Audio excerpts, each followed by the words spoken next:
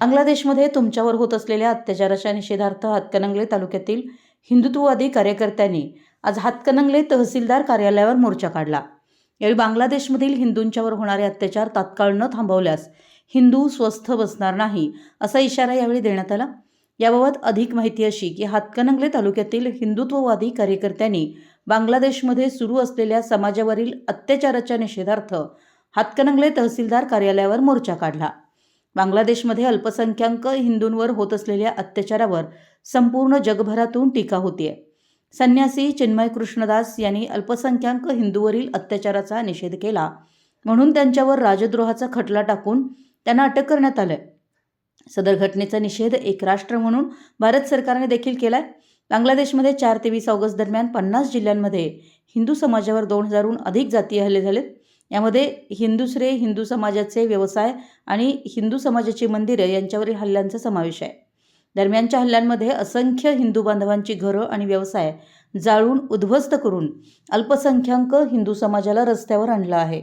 बांगलादेशमधील हिंदू विरोधी भावना एवढ्या टोकाला गेली आहे की हिंदू महिलांवर सामूहिक बलात्कार झाल्याच्या घटना पुढे आल्यात।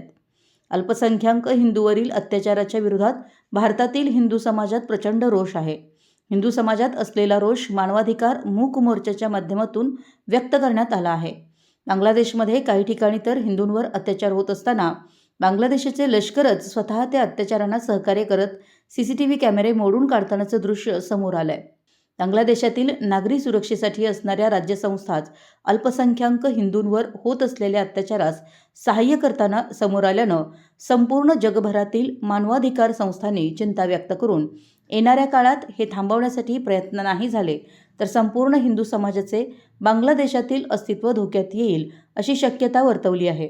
बांगलादेशातील हिंदूंच्या मानवाधिकारांचं संरक्षण करणं आणि मानवाधिकारांच्या बाजूने उभं राहणं आपल्या राष्ट्राचे आणि राष्ट्रातील नागरिकांचे कर्तव्य आहे। आज भारताने एक राष्ट्र म्हणून बांगलादेशमध्ये असुरक्षित असलेल्या हिंदूंना मानवाधिकारांचे संरक्षण मिळण्यासाठी अधिक प्रयत्न करावेत अशी भावना भारतातील हिंदू समाजाची आणि मानवाधिकाराला समर्थन करणाऱ्या नागरिकांची आहे। बांगलादेशमध्ये अल्पसंख्याक हिंदू बांधवांवर होत असलेल्या अत्याचार थांबवण्यासाठी आंतरराष्ट्रीय स्तरावर योग्य अशी भूमिका घेऊन अल्पसंख्याक हिंदू हिताचे योग्य ते पाऊल उचलावे अशी मागणी निवेदनाद्वारे करण्यात आली आहे।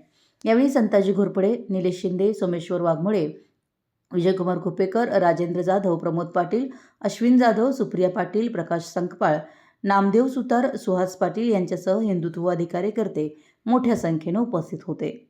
मराठी YES न्यूजसाठी हातकणंगलेहून रोहन साजने। जय श्रीराम। मी सुप्रिया सचिन पाटील, पेठ वडगाव। आज आपण बघत आहोत बांगलादेशामध्ये जी परिस्थिती घडत आहे।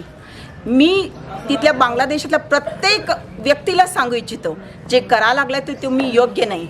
जर आम्ही हिंदू महिलांनी भारतातल्या ठरवलं, रस्त्यावर उतरलो तर आम्हाला आवरणं फार अवघड जाईल।